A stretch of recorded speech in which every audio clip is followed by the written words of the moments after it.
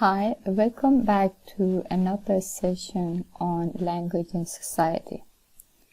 In the continuation of our discussions, in this presentation we focus on languages in contact.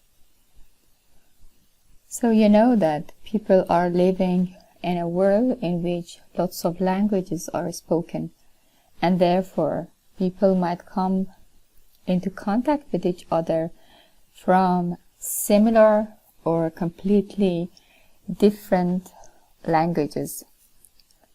In these cases, how are they going to communicate with each other? And what language would they choose in order to communicate with each other? If they do not share a language, what do they do? If they share a language, what do they do? When people come into contact from diverse languages and they know a language and they share a language, they would use that language in order to communicate. This language that is used for communication by agreement is called lingua franca. English is a lingua franca. It is spoken by people from diverse linguistic backgrounds, and people use it in order to communicate on the social levels, in order to have interactions with each other, or for commercial reasons, or for economic reasons, for technological reasons, for scientific reasons. They would use English. English is the lingua franca of the world. So lingua franca is a language that is already there and it has many native speakers. What does the word lingua franca mean?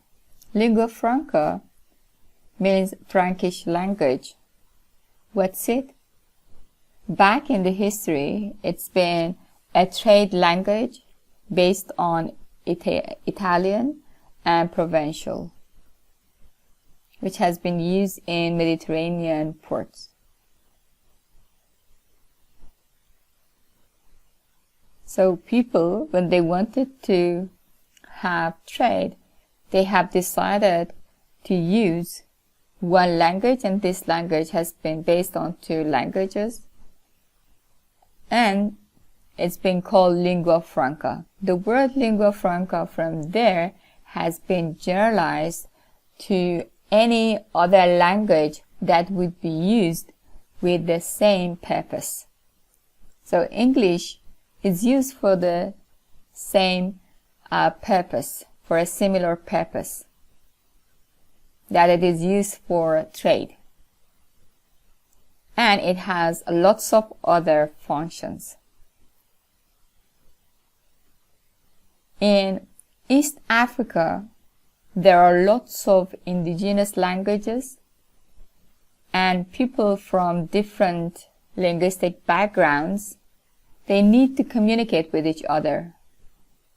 And those languages that they are using as their national languages, they are mutually unintelligible.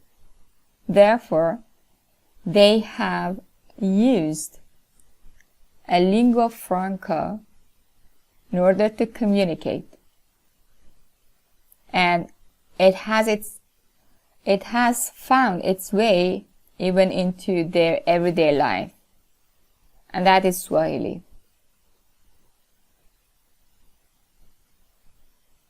In India, again, that's a country with many languages. So that even for a certain region, they have to have some lingua francas.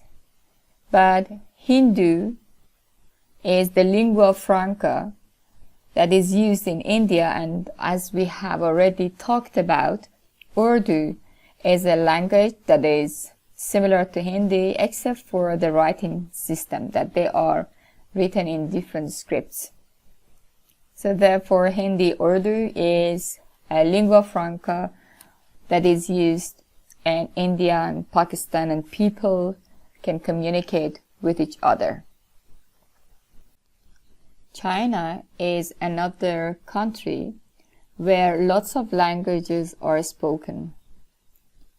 So we have Han languages and many minority languages in China.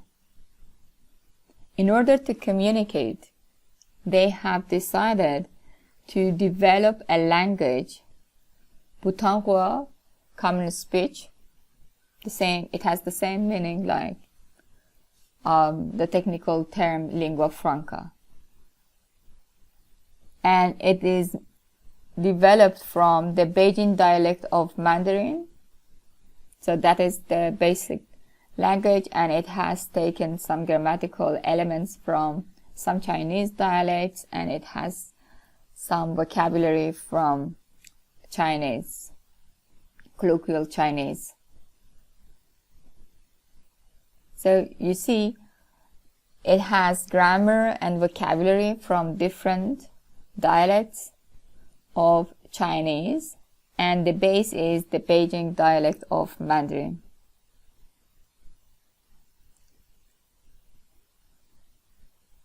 However, there are cases when people come into contact with each other, but they do not share a language. In that case, a language which is called Pidgin is developed.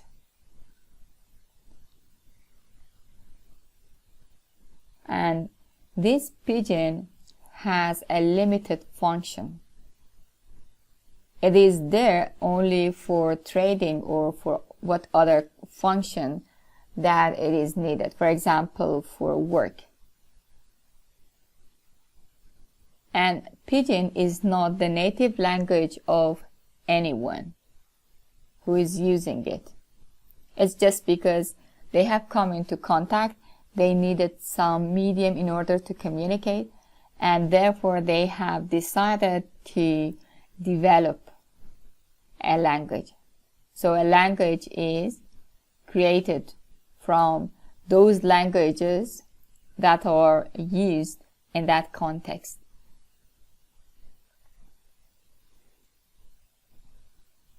The features of Pidgin are that, as we said, it is used for limited range of functions.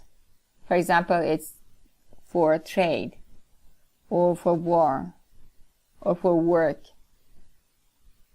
And it is used in cultures that are widely separated. For example, if a Pidgin has its basis in Portuguese or English, the native languages are mostly African or have been in Asia, and they have completely separated cultures, different cultures. Pidgin, as we said, it has no native speaker because it is just developed for a certain function in a certain situation and at a certain time. It can be the case that the subject for which they have developed the language would hold no more, and therefore the Pidgin would disappear. So far as there would be the functions there for using Pidgins, the Pidgins would live, otherwise they would disappear. And that's why Pidgins are short-lived.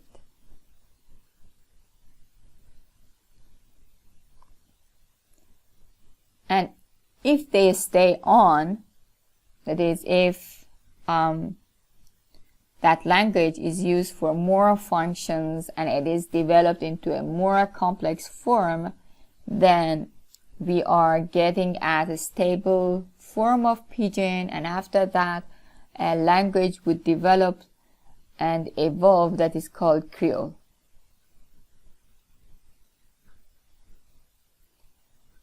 So these two languages, or it can be the case that we have more languages that come into contact. But the thing is that there is a relation between these languages.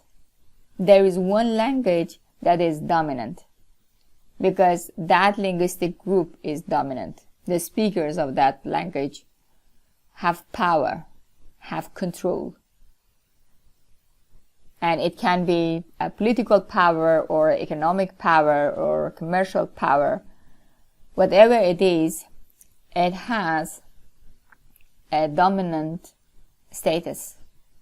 And that language would be the language that provides the vocabulary, most of the vocabulary for the language that is going to be developed. And that language is called lexifier or superstrate language. For example, in Hawaiian Pidgin English, English is the lexifier. And most pidgins, English, French, Portuguese, are lexifier languages because these languages belong to colonizers. So colonizers, whenever they have gone somewhere, they want to communicate with people, and there have been occasions that people have to communicate, and therefore pidgins have been developed. Substrate languages, or the other languages, or the other language that contributes the grammar. And it can be the case that some of the words would also be added, but the amount of the language, the amount of the contribution of the other languages is to a small extent. For example, in Hawaiian Pidgin English, other languages, substrate languages that have contributed to that pidgin are Japanese, Chinese, Tagalog, and Portuguese. Pidgins tell us something about how languages are created. Where have they started? What's the origin of them? How is it that they have started? So we know that there is a reason for a pidgin to be developed. There is a function, and in order to serve that function, the language would develop. And it develops from simpler structures. And then gradually it becomes more and more stabilized and complex. So the life cycle of a pidgin is that first we have the contact of languages, and we have few grammatical rules and few vocabulary that is used for communication in a limited domain of use. For example, it is used only in work, but it does not find its way into homes, and therefore people at home would not speak that. It would be only the language that is spoken in that occasion. If that language continues and for communication it becomes more and more necessary, then more regular rules will be used and more complex structures would evolve. In that case, we are dealing with a stabilized pidgin, what we can record as a pidgin. If it develops more and we have more complex structures, fully fledged language like other natural languages, then we have the creation of creoles. So, based on what we have said, therefore we have one stage at which pidginization happens. In that case, the languages are simplified, and simplified forms of the languages in contact will be used, and it has a reduced domain of use, that it is not used, for example, for shopping or for education or at home, but it's only for trading, or it's only for work. Creolization happens when we have a linguistic expansion. More and more words are added, and more grammatical rules will be added to the existing pidgin, and the language become more and more complex. What are the linguistic features of pidgins? Well, however, pidgins are rudimentary, but it doesn't mean that they are devoid of rules. On the contrary, they are rule-governed. One of the features of pidgins is that they have less phonemes compared to natural languages, to those languages from which they have been developed. For example, if they have been developed from English, they would have less vowels. It would be 5 to 7 vowels from 11 vowels that are used in English.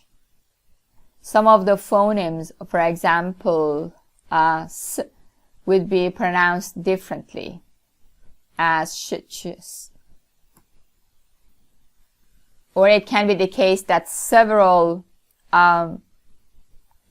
phonemes would map onto one phone. And if there would be any change, and if they want to keep any sound or substitute any sound, they would use the sounds that are common in word languages, like t, d, s, rather than a sound which is uncommon, like th, th, or w. These sounds are uncommon, and these would not be found in pidgins. More common sounds will be found in pidgins. In pidgins, we have less grammatical words. That is, you can say, he bad man, for he is a bad man. What is missing? The linking verb is missing, the article is missing.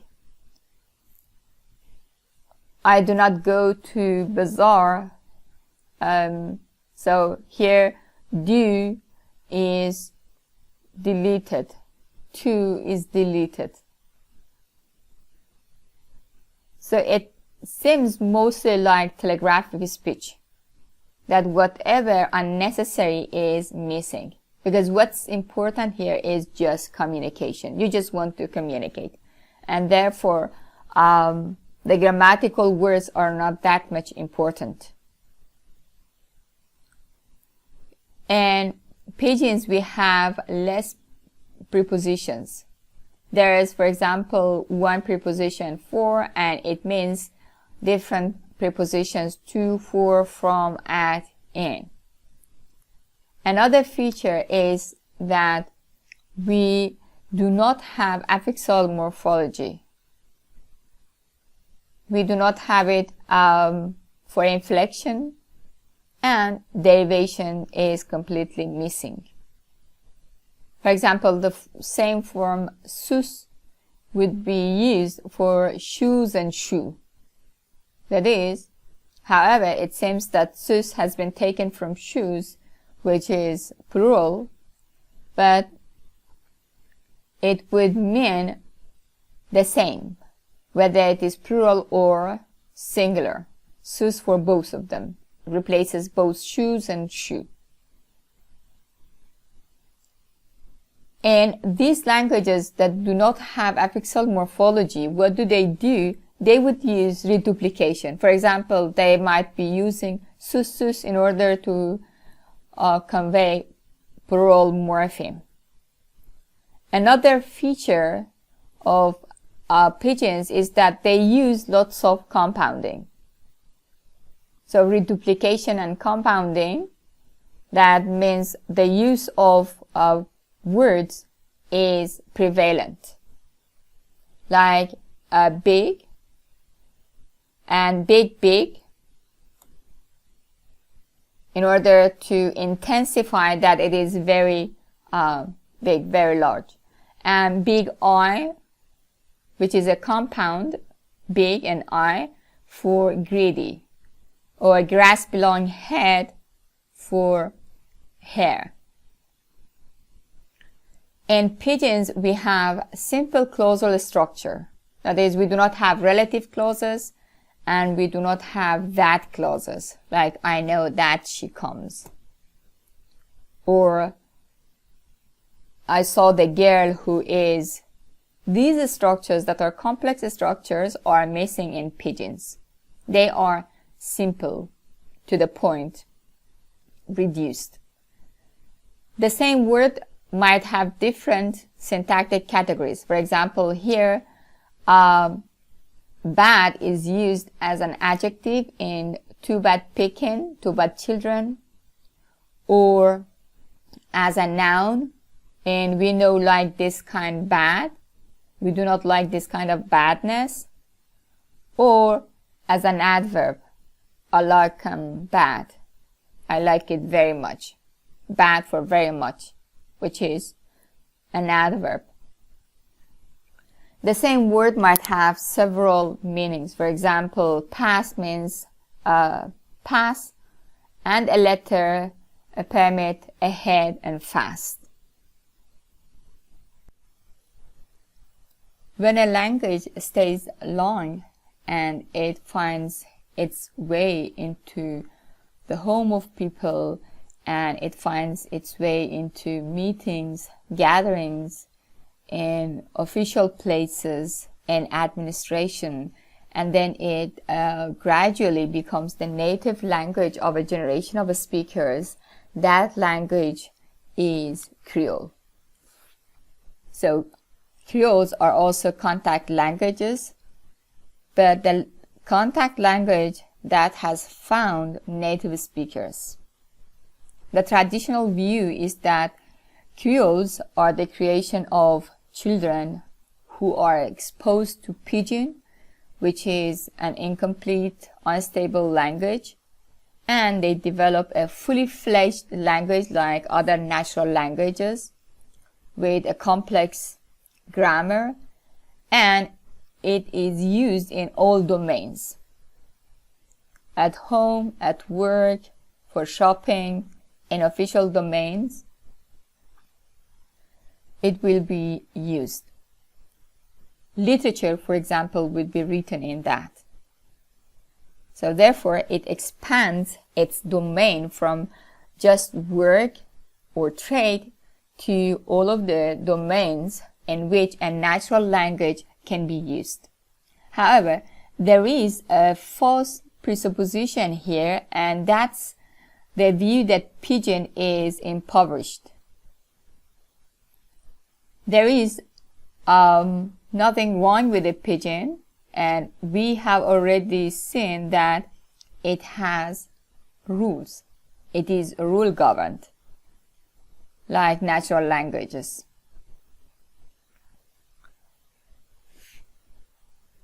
So whatever we want to accept as the base of Creole, the idea is that there is a language that has started in contact language, and then it has spread its usage beyond the domain for which it has been first created.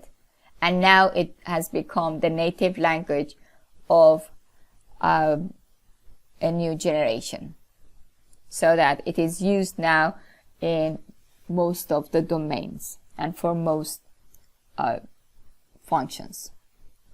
What are the linguistic features of Creoles?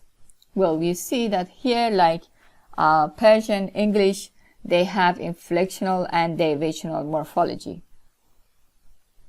An example for derivational morphology from Tok Pisin is big, big, and became, adding im in order to make it a verb, to enlarge. It's like shorten.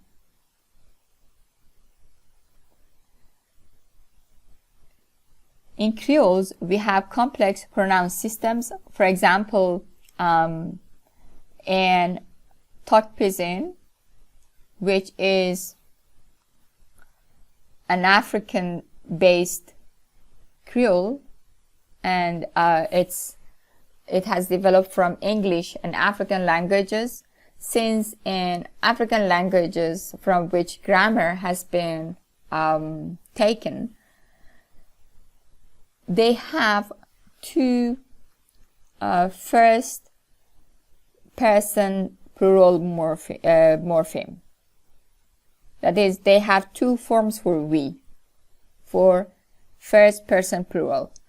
One is inclusive, in which the speaker includes you as the interlocutor also in that, so that when the pronoun is used, it means you and me.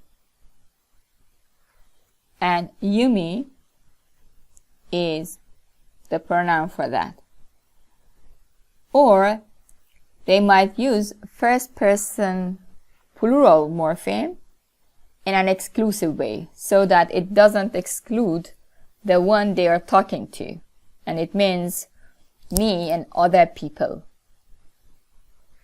Mipela.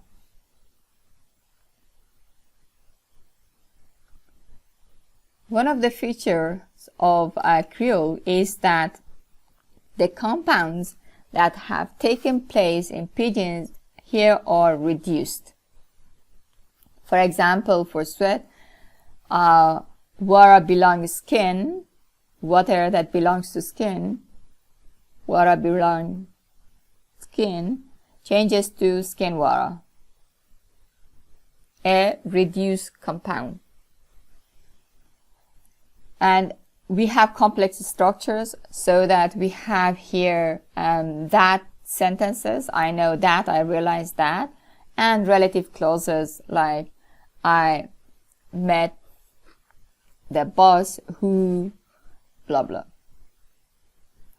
An example for Creole is Tok Pisin, that we also gave examples from that. This language is originally a Melanesian Pidgin English, which is widely spoken lingua franca of Papua New Guinea. It is creolized, and it has been used more and more. So first, the colonizers have used the Pidgin form, but then it has been spread to cover other function and as some language that people use just because they are speaking national languages that are mutually unintelligible, and therefore they have found it useful in order to use it for their communications. And this Tok Pisin has been developed to the point that now it has its own writing system, it has its own literature, translations are made in that language, and on the radio, TV, in the newspapers, this Creole Tok Pisin is used. It has even been used in one United Nations meeting. And it is used in formal situations like conferences, meetings, parliament. And it is one of the 3 recognized languages of the independent state of Papua New Guinea. So you see, a Pidgin has developed to a Creole.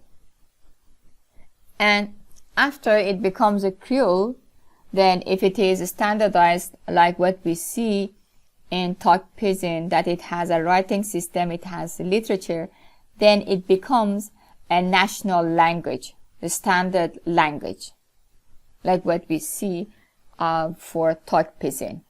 Now, the life cycle of Tok Pisin from a pidgin to a national standard language is complete.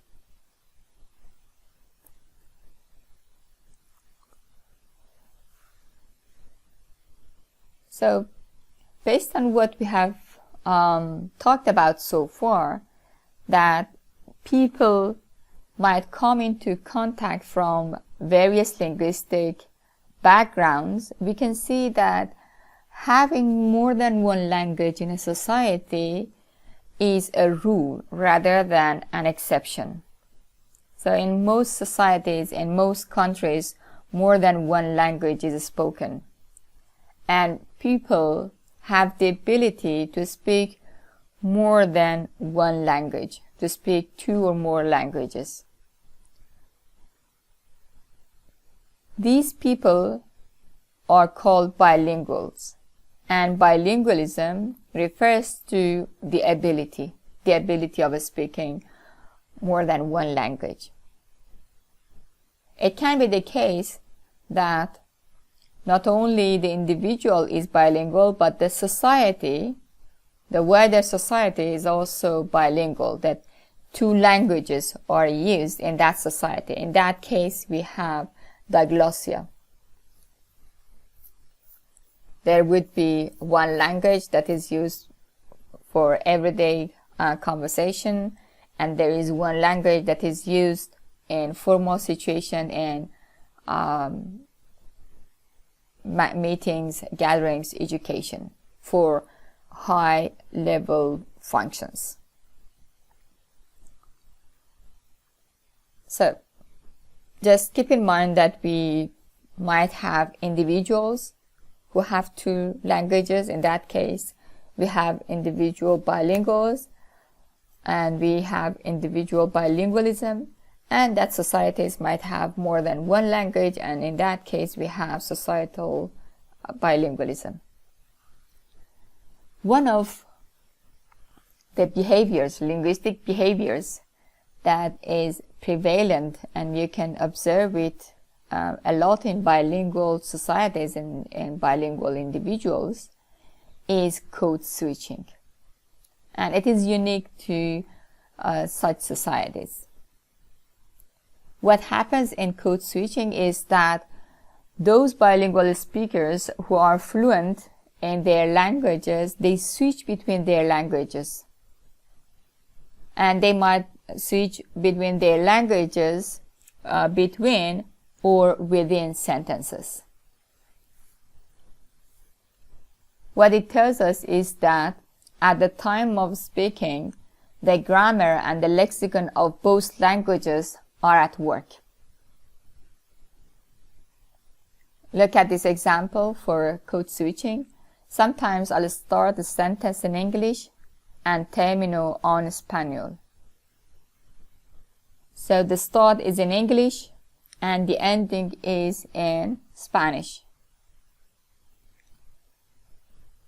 What does it show? Does it show that the person doesn't know Spanish enough or English enough, that the person is switching, shifting from one language to another, so that the person is mixing the languages? No, it shows an ability. However, there is a misconception that people are mixing languages because they have a language disability, because they do not have enough proficiency in those languages, and since they do not have this mastery of languages, they do not know what to use in certain situations, and they switch. And this is a coping strategy for these cases, that they do not know a word or a structure in the other language. But even in children, when code switching happens, it shows that there is a communicational purpose behind it. That is, they know that they are shifting from one language to another. It's not a mixing of a language, but an intentional changing of one language to another language in their speech, shifting from one to another. And they use it as a marker of bilingual identity. And it is rule governed. That is, it has its own grammatical structure. For example, we can switch between noun phrases that are subjects and verb phrases, but we cannot switch between pronouns, subject pronouns, and verbs. Also, they follow the word order rules of the languages. In Spanish, an adjective phrase is so that an noun comes first and then comes the adjective. In English, first the adjective comes and then the noun. And this sentence in which we have code switching, my mom fixes tamal verdes, and tamal verdes means green tamales. So if they change this word order of Spanish to English, as what we see here, my mom fixes verdes tamales, in that case, the sentence is ungrammatical. Why? Because the words are from Spanish, but the word order is that of English.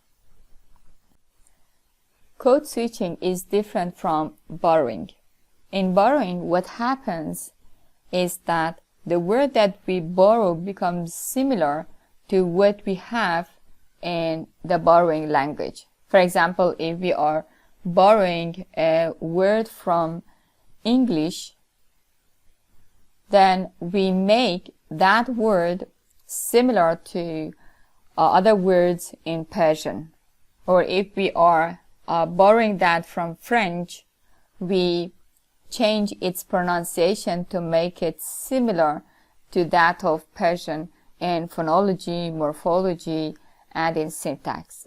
We have lots of words borrowed from Arabic, and we have changed their pronunciation,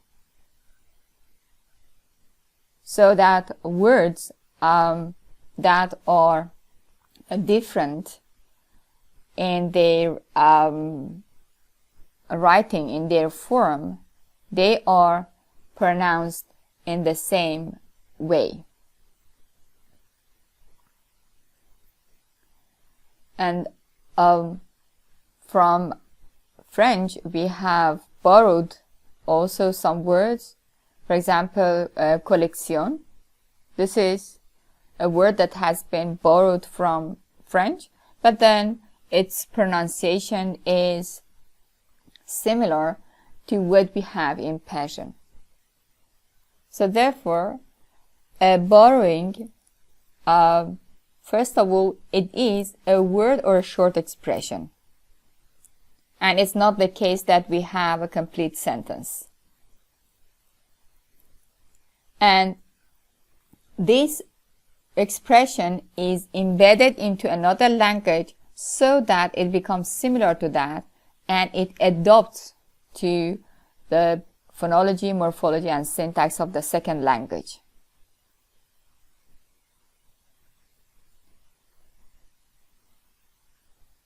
A case in which we can compare borrowing from Italian into English can be seen in these two sentences. I love biscottis with my coffee. Biscotti is a kind of cookie. I love biscotti with my coffee. I love biscotti with my coffee. I love biscottis with my coffee. Biscottis. So what's happening? Tapping happens. Biscottis. Biscottis. And the pronunciation of the vowel changes, and S, in order to makes it plural, is added to the word. But in the second sentence, we have biscotti, which is a plural word in Italian, and the pronunciation is different from that which is borrowed into English. So therefore, in borrowing, we make it similar to the borrowing language, but in code switching, we do not attempt any adaptation to any other language. They would remain the same as what they are in the original language that is used in code switching. So that was for languages in contact. Of course, there are lots of topics related to languages in contact, but this is a very compact presentation of what we have in language contacts and what are discussed under the topic of languages in contact.